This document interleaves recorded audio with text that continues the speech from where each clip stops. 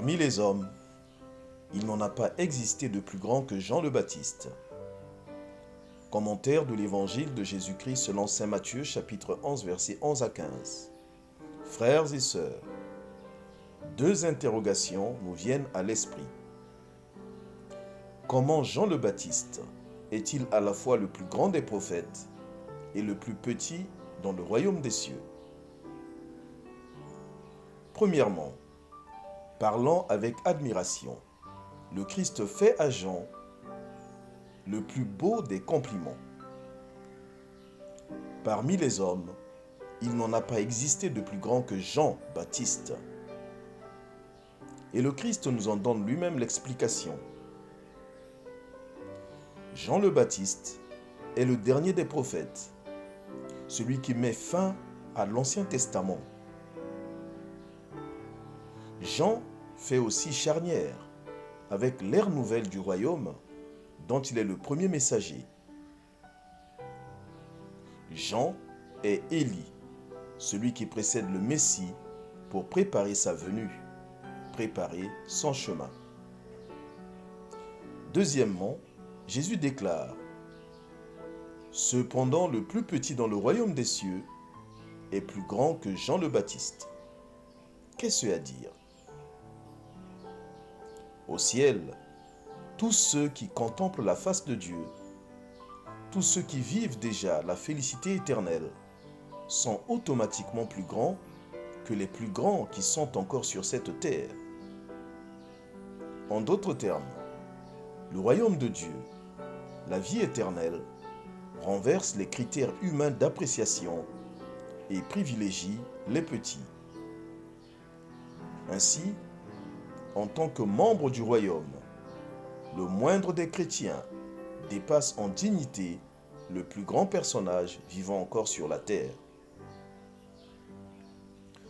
Ces révélations du Christ sont un stimulus pour chaque chrétien dans son pèlerinage vers la patrie céleste.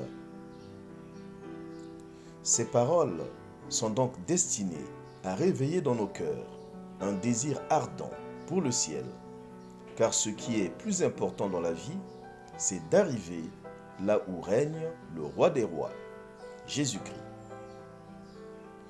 Mais auparavant, ne nous leurrons pas, car le Christ affirme que le royaume des cieux subit la violence. Cette affirmation énigmatique explique les épreuves à venir sur cette terre pour celui qui suit le Christ, c'est-à-dire pour quiconque commence déjà à vivre les commandements de Dieu ici-bas. Concrètement, la lumière dérange les ténèbres.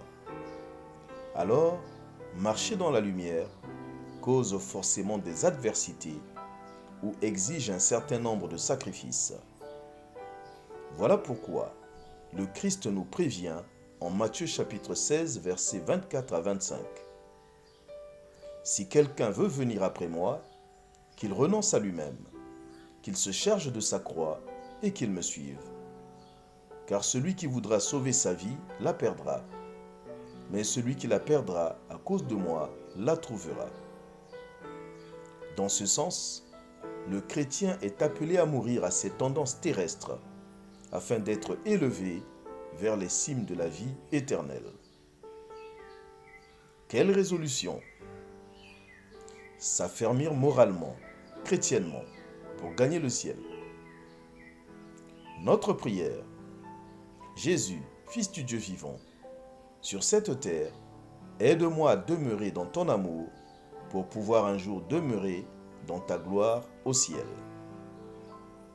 Quelles conséquences? Matthieu chapitre 6, verset 33. Cherchez premièrement le royaume et la justice de Dieu, et toutes ces choses vous seront données par surcroît.